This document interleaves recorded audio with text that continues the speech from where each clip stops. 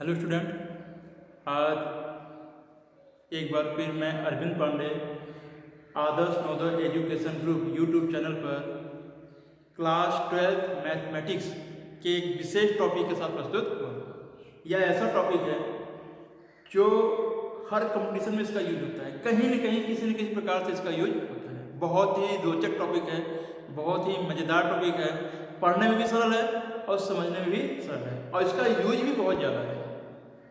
तो हम लोग आज स्टार्ट करेंगे प्रायिकता। ठीक, क्लास 12 में प्रायिकता चैप्टर 7 नंबर का आता है।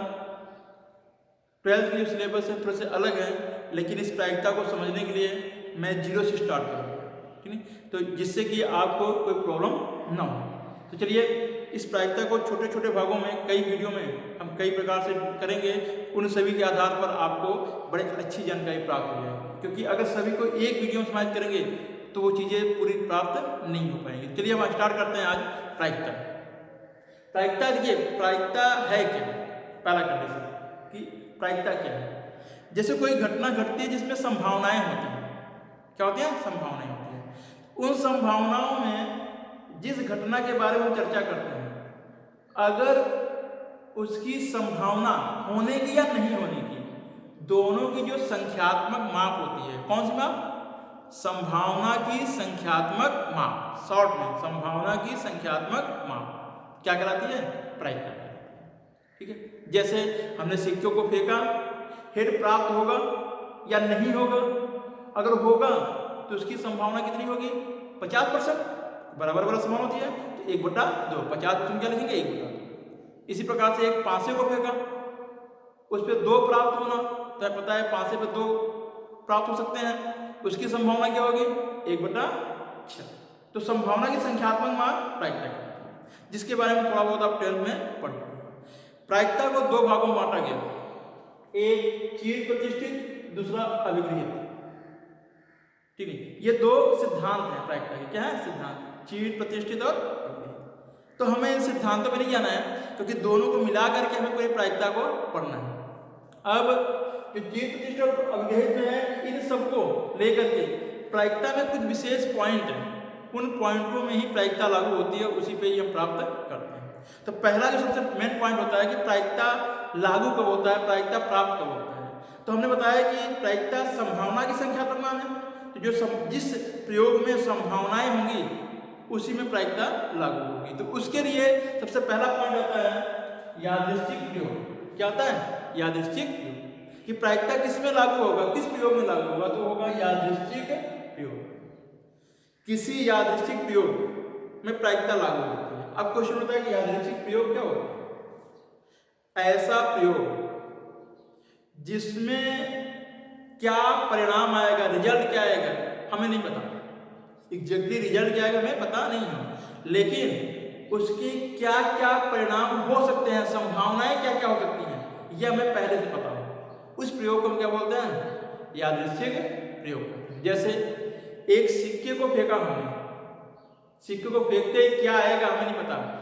क्या आएगा हमें नहीं पता, हेड आएगा या टेल आएगा नहीं पता, लेकिन क्या आ सकता है, संभावनाएं क्या होंगी? या तो हेड आएगा और या टेल, दोनों में से कोई एक आएगा। ये हमें पहले से पता है कि दोनों में से कोई एक आएगा, लेकिन क्या प्राप्त होगा ये हमें पता नहीं है। तो इस प्रकार का प्रयोग क्या करता है? यादृच्छिक, जिसमें संभावनाएं जो हो सकती हैं वो पता हो, लेकिन एग्जैक्टली क्या होगा ये हमें पता ना हो, उसे क्या कहते हैं? यादृच्छिक। तो यादृच्छिक प्रयोग में कई उदाहरण हैं, बहुत से एग्जाम्पल हैं। ताश के पत्ते में से, गड्डी में से एक पत्ते खींचना, पांसे को फेंकना, सिक्के को फेंकना, तो बहुत से एग्जाम्पल मिलेंगे आपको यादृच्छिक। अब यादृच्छिक प्रयोग का दूसरा पॉइंट होता है अभिप्रयोग, जिसको हम ट्रायल बोलते हैं। क्या बोलते हैं? ट्रायल। अभिप्रयोग मतलब यादृच्छिक प्रयोग जो हम करते हैं उसकी प्रोसेस, उसकी प्रक्रिया जो होती है वो अभिप्रयोग कहलाती है। जैसे सिक्के को फेंकना क्या है? अभिप्रयोग है, ट्रायल करना जिसको बोलते हैं, कहते हैं ना ट्रायल। तो जो हम प्रोसेस है, जो प्रक्रिया है यादृच्छिक प्रयोग का, वही क्या कहलाती है? अभिप्रयोग। और तीसरी होती है घटना। यादृच्छिक प्रयोग में जब हम प्रयोग करते हैं, ट्रायल करते हैं, तो उसमें जो रिजल्ट प्राप्त होता है, जो परिणाम प्राप्त होता है, वही क्या कहलाती है? घटना कहलाती है। तो घटना के बारे में और जानकारी हम प्राप्त करेंगे, लेकिन इन तीनों में हमने देखा कि यादृच्छिक प्रयोग होगा जिसमें संभावनाएं होंगी, उसमें ही प्रायिकता लगेगी। तो सबसे पहले किसी यादृच्छिक प्रयोग में हमें क्या ज्ञात करना है उसके बारे में सीखेंगे, क्योंकि उसी से ही कि बहुत से छोटे छोटे पॉइंट हैं उनके बारे में जानकारी प्राप्त करना है। तो पहला पॉइंट हमारा यही होगा कि प्रतिदर्श समष्टि, प्रतिदर्श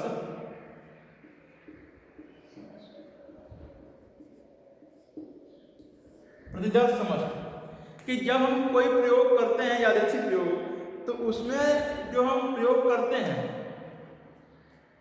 तो उस कंडीशन में जो रिजल्ट प्राप्त होता है या जो संभावनाएं प्राप्त होती है हो सकती हैं, उन सभी के आधार पर पहला पॉइंट हमारा बनता है प्रतिदर्श समष्टि। अगर किसी भी प्रयोग में इसके बारे में जानकारी नहीं है तो प्रायिकता के क्वेश्चन हम सॉल्व नहीं कर सकते।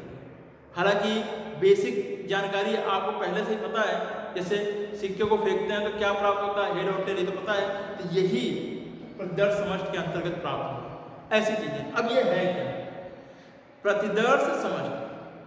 किसी ध्यान रखिएगा, किसी यादृच्छिक प्रयोग में सभी संभावित परिणाम, संभावित परिणाम मतलब जो संभावनाएं होंगी उनका समुच्चय, उनका समुच्चय क्या कहलाएगा? प्रतिदर्श। तो प्रतिदर्श समष्टि एक समुच्चय है उन सभी संभावित परिणामों का जो यादृच्छिक प्रयोग में प्राप्त हो सकते हैं। जैसे एक सिक्के को फेंका हमने तो सिक्के में क्या प्राप्त होता है? हेड और टेल, यही तो प्राप्त होंगे। अगर इनको हम एक समुच्चय में ले लें तो यही क्या हो जाएगा? प्रतिदर्श समष्टि हो जाएगा, जिसको हम डिनोट करते हैं sample space S, sample space S. इसी प्रकार से अगर एक हम पांसे को फेंकते हैं, किसको? पांसे को, तो क्या होगा? पांसे में क्या क्या आ सकता है? एक आ सकता है, 2 3 4 5 6, क्या आएगा हमें नहीं पता। पांचों को फेंकते हैं, 6 आएंगे, 6 आएगा, 5 आएगा, 3 आएगा, लेकिन क्या आ सकता है? इन 6 में से कोई एक। और इसका जब हम समुच्चय बनाएंगे तो क्या बन जाएगा? तो पहला कंडीशन तो आपको यही है कि प्रतिदर्श समष्टि क्या होता है? किसी यादृच्छिक अवयोग में सभी संभावित परिणामों का समुच्चय क्या कहलाता है? प्रतिदर्श समष्टि। और उसमें उपस्थित जो अवयव होते हैं वो प्रतिदर्श बिंदु कहलाते हैं। जैसे ये दोनों पॉइंट हैं, क्या कहलाएंगे? ये प्रतिदर्श, ठीक नहीं, ये प्रतिदर्श बिंदु कहलाते हैं। इसी प्रकार से 1 2 3 4 5 6 अवयव है, ये प्रतिदर्श बिंदु, ठीक है। अब जैसे ही प्रतिदर्श समष्टि हम प्राप्त करेंगे, इस प्रकार से कई प्रतिदर्श समष्टि हम प्राप्त कर सकते हैं। तो प्रतिदर्श समष्टि में क्या होता है? किसी अप्रयोग जो भी हम प्रयोग करते हैं, पहले प्रयोग जरूरी नहीं कि एक ही प्रयोग करें, 2 एक साथ कर सकते हैं, 3 एक साथ कर सकते हैं प्रयोग हम। उस जैसे 2 सिक्कों को फेंका गया, 3 सिक्कों को फेंका गया, एक सिक्का और एक पासा फेंका गया, उस कंडीशन में प्रतिदर्श समष्टि कैसे ज्ञात करते हैं?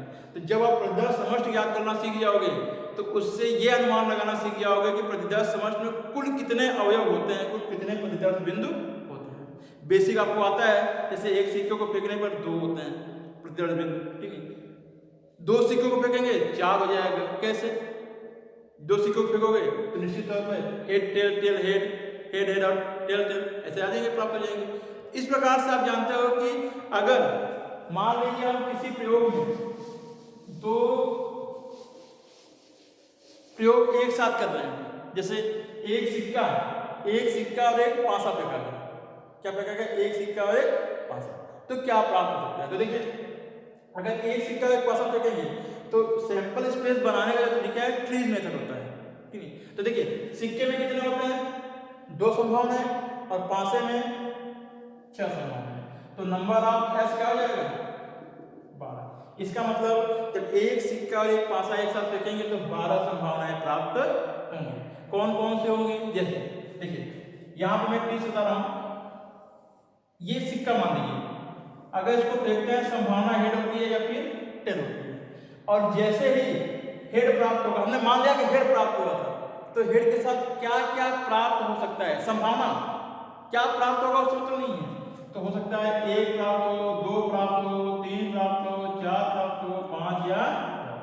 अब अगर हेड प्राप्त नहीं हुआ, टेल प्राप्त हुआ, तो फिर संभावना 1 2 3 4 5 और इस प्रकार से प्राप्त हो सकता है, ठीक है। जैसे ये प्राप्त हुए तो देखिए सैंपल स्पेस क्या बनेगा? एस बराबर यहां से हम क्या करेंगे, head 1 H1 H2 H3 H4 H5 और H, फिर आगे T1 यहाँ लिख रहा हूँ मैं, T1 T2 T3 T4 T5 और T6 सबको कॉमा के द्वारा अलग अलग करेंगे और एक समुच्चय बनाएंगे, ठीक नहीं, पूरी समुच्चय। तो क्या प्राप्त हो जाएगा, प्रतिदर्श समष्टि। अब ये सब उसमें अवयव होंगे, तो ये प्रतिदर्श समष्टि बनाना आपको सीखना पड़ेगा। इसी प्रकार से आप सीखे होंगे, जब दो सिक्के को फेंकते हैं, दो पासे को फेंकते हैं तो क्या प्राप्त होता है, 2 पासे 6 गुणे 6 36, 1 1 1 2 1 3 करके 36 बना चुके, जो 10 में पढ़ चुके हो। इसी प्रकार से कई क्वेश्चन बनते हैं जिसके आधार पर हम यहाँ पर लिख सकते हैं और क्वेश्चन को बना सकते हैं। तो पहला कंडीशन तो यही है कि आपको प्रतिदर्श समष्टि कैसे बनाना है और कैसे सीखना है, क्योंकि प्रतिदर्श समष्टि में अगर आपको बनाना आ गया तो उससे आप यह अनुमान लगा सकते हो कि कितने उसमें अवयव प्राप्त हो सकते हैं। तो कई क्वेश्चन लेकर के आप इसी प्रकार से बना सकते हैं और प्राप्त कर सकते हैं। अब हम आते हैं कि जैसे ही प्रतिदर्श समष्टि आपको प्राप्त हो गया, प्रतिदर्श समष्टि में अवयवों का प्राप्त कितने अवयव होंगे, क्या होंगे, ये प्राप्त हो गया, तो निश्चित तौर पर प्रायिकता के पूरी जानकारी पढ़ने से पहले हमें कुछ विशेष पॉइंटों पर ध्यान देना होगा। अगर वो पॉइंट हमें प्राप्त नहीं, हम उसके बारे में नहीं जानते हैं, तो निश्चित तौर पर प्रायिकता की आधी अधूरी जानकारी हमारे पास रहेगी और बीच बीच में समस्याएं होती रहेंगी। तो छोटी छोटी पॉइंटें हैं जिनको आपको जानना बहुत ही जरूरी है। तो चलिए हम आते हैं वो पॉइंट कौन कौन से हैं उनके विषय में हम चर्चा करते हैं। तो पहला कंडीशन होता है कि समसंभावी घटना,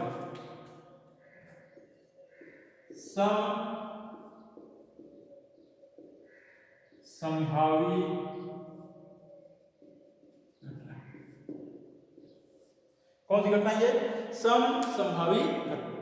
हम देखते हैं कि यदि किसी घटना के घटने या न घटने, कोई घटना है उसके घटने और न घटने की संभावना बराबर हो, मतलब किसी भी यादृच्छिक प्रयोग में जो कोई चीज घट रही है, कोई चीज संभावित हो रही है, उसके होने और नहीं होने की संभावना क्या हो, बराबर हो भी सकता है और नहीं हो सकता है। तो उस कंडीशन में क्या कराएंगे घटनाएं, वो समसंभावी घटना, समसंभावी घटना। जैसे कि सिक्के को फेंका हमने, तो हेड का आना और नहीं आना, मतलब हेड का प्राप्त होना और नहीं प्राप्त होना दोनों क्या बराबर है। पांसे को फेंका तो उस पर एक संख्या एक प्राप्त होना और नहीं होना, ये कहते हैं समसंभावी, ठीक है। तो ऐसी घटना है जिसमें किसी भी संभावना की होने और नहीं होने की दोनों संभावनाएं क्या हो, बराबर हो, उसे हम कहते हैं समसंभावी घटना। अब इसमें कंडीशन है घटना क्या होती है, तो सेकंड पॉइंट हमारा होगा अभी हमने क्या बताया घटना आपको कि किसी यादृच्छिक प्रयोग में जो परिणाम प्राप्त होता है, जो रिजल्ट प्राप्त होता है, वही घटना कहलाती है। ये तो व्यवहारिक बात हो गई। लेकिन अब हमें क्योंकि गणितीय रूप में पढ़ना है तो घटना क्या होती है, तो ध्यान रखिए। अभी आपने पढ़ा सैंपल स्पेस, प्रतिदर्श समष्टि, तो प्रतिदर्श समष्टि के सभी उप समुच्चय क्या कहलाते हैं, घटना कहलाते हैं। अगर हम कहें घटना कोई ई है तो ई उप समुच्चय होगा किसका, एस का, जहां एस क्या है, प्रतिदर्श समष्टि। इसका मतलब घटना उप समुच्चय होता है किसका, प्रतिदर्श समष्टि। जैसे मान लो एक सिक्के को फेंका, एक पासे को फेंकेगा, सिक्के पासे को फेंकते हैं, तो एस बराबर क्या होगा, 1 2 3 4 5 6। एक पासे को फेंकने पर ये आ गया। अगर हम यहां से कहें कि एक घटना ई, वो क्या है 2 4 6, जिसको हम क्या कहेंगे, सम संख्या प्राप्त होने की घटना, क्या कहेंगे, सम संख्या प्राप्त होने की घटना। तो देखिए ये इसका उपसमुच्चय है, 2 4 6 इसी से लिया गया है, तो हम कहेंगे क्या, ये ई जो है वो उपसमुच्चय है किसका, एस का, ई क्या कहलाएगा, घटना, क्या कहलाएगा। लेकिन अगर यहीं पे हम ई को ऐसे मान लें 2 4 6 8, तो क्या ई इसका उपसमुच्चय है, नहीं है, तो उस कंडीशन में ये ई उपसमुच्चय नहीं होगा एस का, ये घटना नहीं। उसका मतलब है कि ई जो है घटना नहीं। इस प्रकार से हम देखते हैं कि जितने भी प्रतिदर्श समष्टि के उपसमुच्चय बनेंगे, जितने भी उपसमुच्चय बनेंगे वो सभी के सभी क्या कहलाएंगे, घटना कहलाएंगे। अब उप समुच्चय कैसे बनते हैं वो क्लास 11 में बताया गया है कि किसी समुच्चय का उप समुच्चय क्या होता है, कैसे प्राप्त करते हैं, इसके बारे में जानकारी दी है। तो यहाँ पे हम लोगों ने क्या सीखा कि घटना जो है वो प्रत्यक्ष समुच्चय क्या होता है, उप समुच्चय होता है। इस प्रकार से कोई भी घटना के बारे में आप जानकारी प्राप्त कर सकते हैं। अब तीसरा पॉइंट पढ़ेंगे कि जो ये घटनाएं हैं, ये घटनाएं प्राप्त हैं, वो कौन कौन सी घटनाएं हो सकती हैं, कैसी हो सकती हैं, ठीक है। तो देखिए पहला होता है यहाँ पे स्वतंत्र घटना। अब घटना कौन पढ़ना है,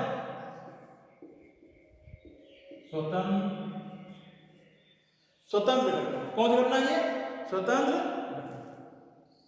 जो स्वतंत्र घटना है, ठीक है, ये स्वतंत्र घटना क्या होती है,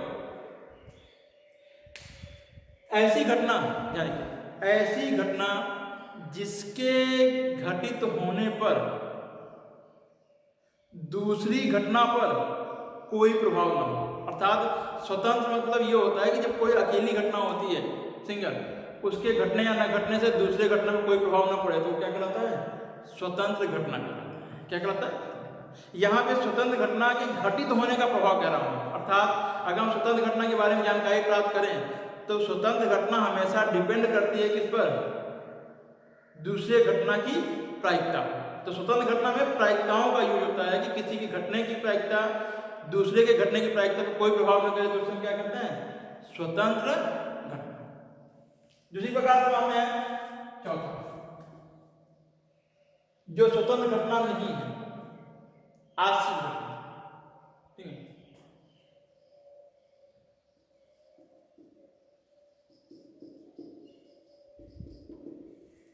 स्वतंत्र घटना आश्रित घटना। आश्रित घटना क्या होती है, जो घटनाएं स्वतंत्र नहीं होती उसे हम क्या कहते हैं, आश्रित घटना।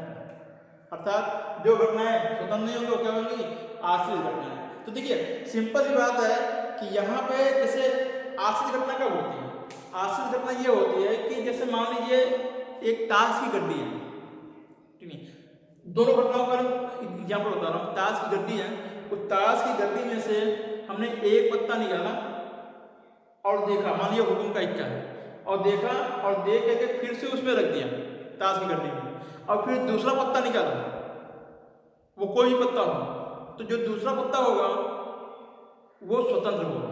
पहला तो स्वतंत्र था ही, दूसरा पत्ता क्या होगा, स्वतंत्र होगा। क्यों, क्योंकि पहले पत्ते को निकालने से फिर उसमें मिला देने पर पूरे सैंपल इसमें कोई प्रभाव नहीं पड़ा, तो दूसरा पत्ता स्वतंत्र होगा। लेकिन अगर एक पत्ता निकाला, हमने देखा, उसको बाहर रख दिया, अब पूरे पत्ते कितने बच गए, 51, क्योंकि एक बाहर रख दिया हमने। जब दूसरा पत्ता निकालेंगे तो वो पहले के ऊपर आश्रित होगा। यही अंतर होता है कि पहले जो स्वतंत्र होता है वो दूसरे पर प्रभाव नहीं डालता, लेकिन जो आश्रित होता है वो दूसरे पर प्रभाव डालता है। इसकी गणती हम लोग बाद में सीखेंगे, जानेंगे। यहाँ पे हम लोग केवल बता रहे हैं कि परिभाषाएं क्या क्या होती है और कैसे हम इसको प्राप्त करते हैं। अब जैसे आश्रित होता है तो पांचवा देते हैं सरल घटना।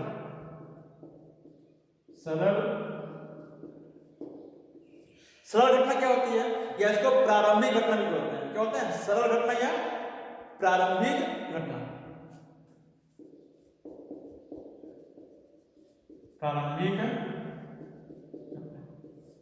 सरल घटना या प्रारंभिक घटना बोलते हैं। तो सरल घटना या प्रारंभिक घटना क्या होती है, ऐसी घटना क्या होती है, समझ में आ गया, प्रतिदर्श समष्टि का उपसमुच्चय। ऐसी घटना जिसमें केवल एक ही प्रतिदर्श बिंदु हो, उसे हम क्या कहते हैं, सरल घटना। अर्थात कोई घटना की हो, अगर उसमें केवल एक ही मान, एक ही प्रतिदर्श बिंदु हो, एक से अधिक नहीं, तो क्या कहते हैं, सरल घटना। जैसे हम यहाँ पे लिखते हैं t बराबर 1, केवल एक ही बिंदु है, तो क्या हो जाएंगे, सरल घटना। कैसे हो जाएंगे, सरल या प्रारंभिक घटना। इसका मतलब आते हैं मिश्रित या मिश्र घटना।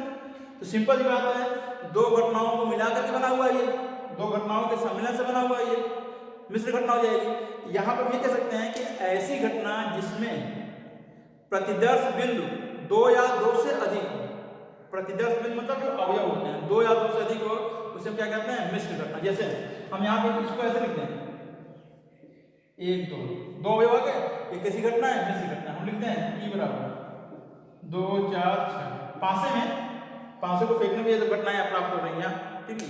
तो ऐसी घटनाएं मतलब घटना जो बनाएंगे उसमें अगर दो से अधिक या या दो प्रतिदर्श बिंदु हैं तो समझ लीजिए वो मिश्र घटना है। अगर सिंगल है तो क्या होती है?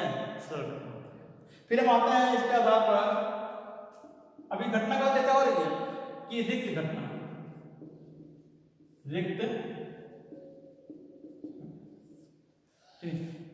ऐसी घटना जिसमें एक भी रिक्त मतलब खाली, एक भी उभयनिष्ठ बिंदु न हो, इस रिक्त घटना को हम बोलते हैं असंभव घटना। क्या बोलते हैं?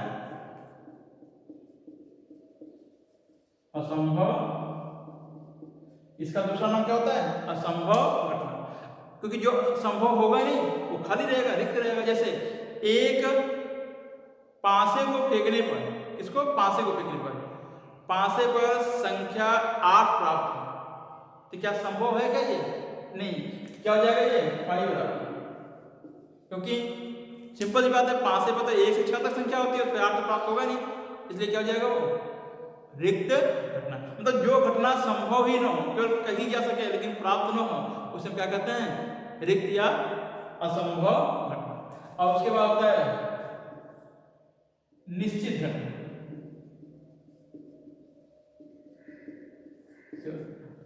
निश्चित घटना ऐसी घटनाएं जो श्योर हो, निश्चित हो, अर्थात जब सैंपल स्पेस प्रतिदर्श समष्टि स्वयं एक घटना बन जाए तो उसे क्या कहते हैं? निश्चित घटना। अर्थात जो भी रिजल्ट प्राप्त हो, सारे के सारे रिजल्ट दिए गए घटना में उपस्थित हो, तो उस कंडीशन में क्या बन जाएगा? निश्चित घटना। जैसे हमने कहा कि एक सिक्के को फेंकने पर हेड या टेल, हेड या टेल, तो हेड और टेल दोनों आ जाएंगे इसमें, या हम कह सकते हैं हेड और टेल दोनों आ जाएंगे। क्या कैसी घटनाएं होंगी? निश्चित घटना। तो निश्चित घटना में क्या होता है कि सदैव हमेशा एक जो मान प्राप्त होता है घटना वो निश्चित होती है, और उसके आधार पर जो भी मान प्राप्त करते हैं वो प्रतिदर्श समष्टि ही घटना बन जाती है, उसे हम क्या बोलते हैं? निश्चित घटना। तो ये घटनाओं के कुछ विशेष प्रकार है। इसी घटनाओं को जोड़ते हुए जब दो घटनाएं दी हो या दो से अधिक घटनाएं दी हो तो घटनाएं कैसी होंगी, अर्थात यहाँ पर हम चर्चा करेंगे। अभी हम घटनाओं के बारे में पढ़ रहे हैं क्योंकि ये घटनाएं बहुत उपयोगी हैं हमारी प्रायिकता के क्वेश्चन को सॉल्व करने के लिए, इसलिए बेसिक पॉइंट जो है उसके बारे में चर्चा कर रहे हैं। 8वां 9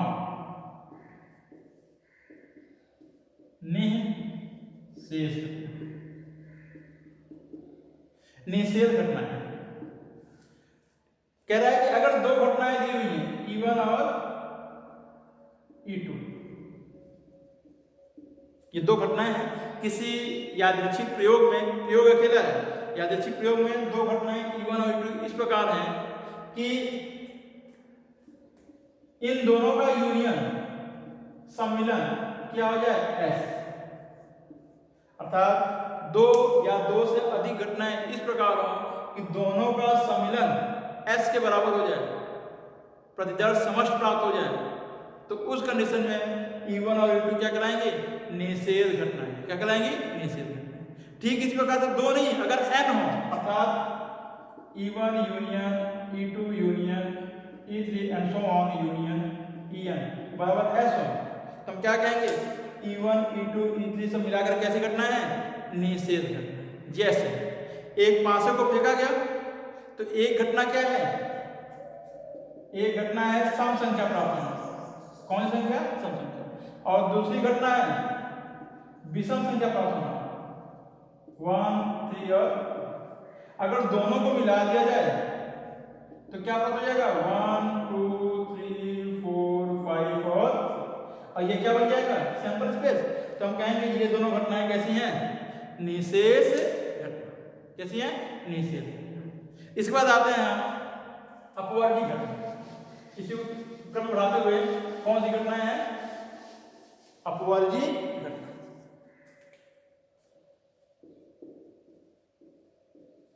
अपवर्गी या घटना, अपवर्गी घटना, इसी का थोड़ा सा चेंज करेंगे। कह रहे हैं कि दो घटनाएं इस प्रकार हो कि दोनों का इंटरसेक्शन, यहां पे क्या था? यूनियन, दोनों का इंटरसेक्शन क्या हो जाए? दो या दो से अधिक घटनाएं इस प्रकार हो उनका इंटरसेक्शन 5 हो जाए तो हम कहेंगे वो घटनाएं कैसी हैं? अपवर्गी घटना। कैसी घटना है? अपोजिट घटना। जैसे एग्जाम्पल वही है, ये दोनों घटनाएं कैसे होंगी? अपोजिट, क्योंकि इन दोनों का इंटरसेक्शन यहाँ पर अगर यहाँ से देखें तो इन दोनों का इंटरसेक्शन क्या होगा? क्यों होगा? क्योंकि यहाँ पे 2 4 6 1 3 5 दोनों में कोई उभयनिष्ठ है क्या? नहीं है, तो उभयनिष्ठ 0, कोई भी अवयव नहीं हो, तो हम कहते हैं भाई, तो हम कहेंगे दोनों कैसे हैं? अपवर्गी घटनाएं। तो आपने देखा क्या इस प्रकार से घटनाओं के बारे में, घटनाएं कैसी होती हैं? सरल, प्रारंभिक, मिश्र, निषेध, जब 2 घटनाएं होती हैं, और अपवर्गी स्वतंत्र घटनाएं। तो ये घटनाओं के विषय में हम लोग जानकारी प्राप्त करें, और निश्चित तौर पे जो निश्चित घटना या फिर और जो कंडीशन थी उसके बारे में जानकारी प्राप्त की। अब हम लोग चलते हैं कि जो ये घटनाएं प्राप्त हुई हैं, जो घटना, इन घटनाओं का गणितीय निरूपण क्या है?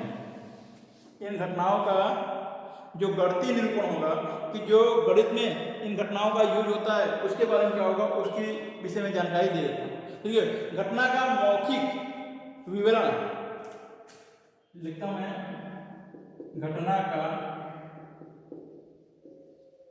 मौखिक, घटनाओं का मौखिक विवरण, समुच्चय सिद्धांत। समुच्चय, इसका मतलब समझ में आया? इसका मतलब यह है कि अगर कोई घटना है, उसको हम जब बोलते हैं तो बोलने को तो बोल दिए, लेकिन उसका गणितीय रूप क्या होगा?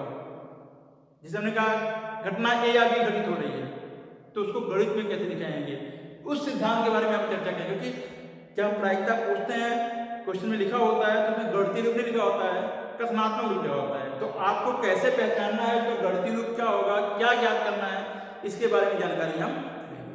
तो ये बहुत ही इंपॉर्टेंट पॉइंट है, क्योंकि इसके आधार पर क्वेश्चन को आगे हम पढ़ करके गणितीय रूप बनाएंगे, क्वेश्चन को सॉल्व करेंगे। तो पहला हमारा है ए नहीं। जैसे कोई घटना ए है, ए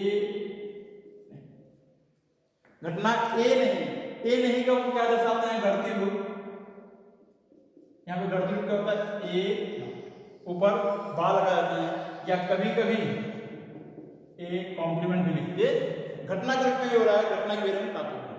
फिर लिखते हैं दूसरा ए या बी, ए या बी, या कभी कभी लिखते हैं कम से कम एक, कहते हैं ए या बी में कम से कम एक, ऐसा भी लिखा हो ए या बी में, या ए बी में, या बता दो ए बी में कम से कम कोई एक, कम से कम कोई एक। तो वो क्या होता है, उसका गणितीय रूप क्या होता है?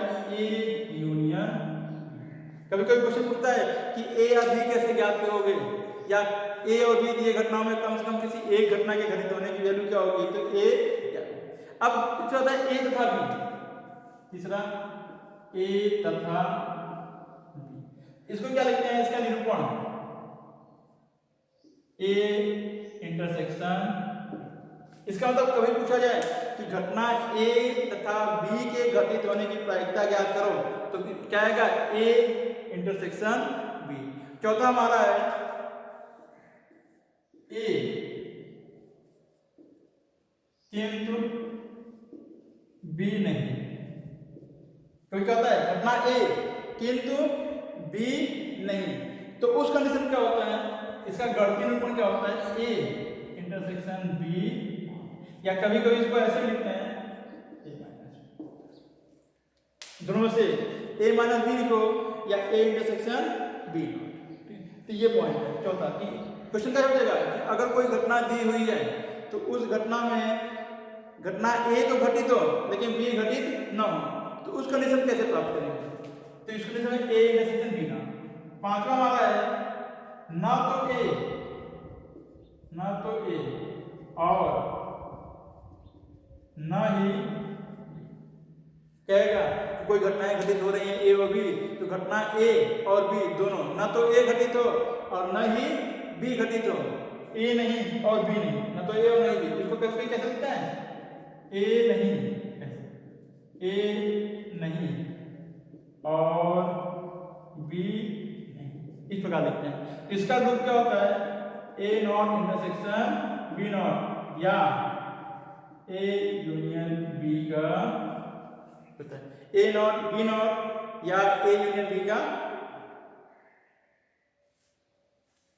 उसके बाद होता है ये सब, देखिए ये सब गणितीय रूप हैं, ठीक है। तो इसके हम क्या है, ए तथा बी में यथार्थता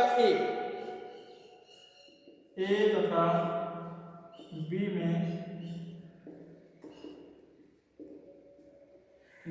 यथार्थ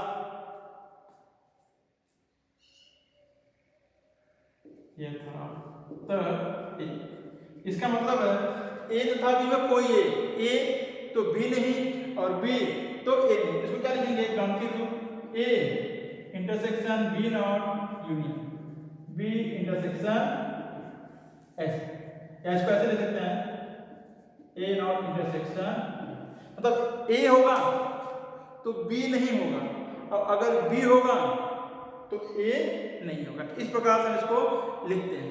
इसी प्रकार से हम ये कहें कि ए बी सी दो से अधिक हो, ठीक है, ए बी और सी, इस प्रकार सातवां A B C, A B तथा सी, ए बी तथा मतलब तीन घटनाएं हैं ए बी और सी और तीनों का घटित होने की प्रायिकता है, तो क्या हो जाएगा ए इंटरसेक्शन बी इंटरसेक्शन, इसी क्रम को हम आगे बढ़ाते हैं आठवां। ये सब गणितीय पॉइंट हैं, अगर ये गणितीय पॉइंट आपको आते रहेंगे तो क्वेश्चन को सॉल्व करने में दिक्कत नहीं होगा।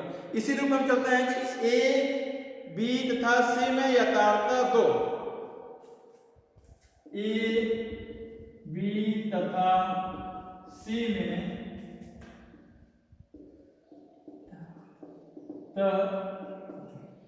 ए बी तथा सी में यथार्थता, मतलब ए बी सी में कोई दो, ए बी और सी में कोई दो, कोई भी एक मान प्राप्त हो सकता है, तो वहां क्या जाएगा गणितीय रूप A intersection B intersection C not,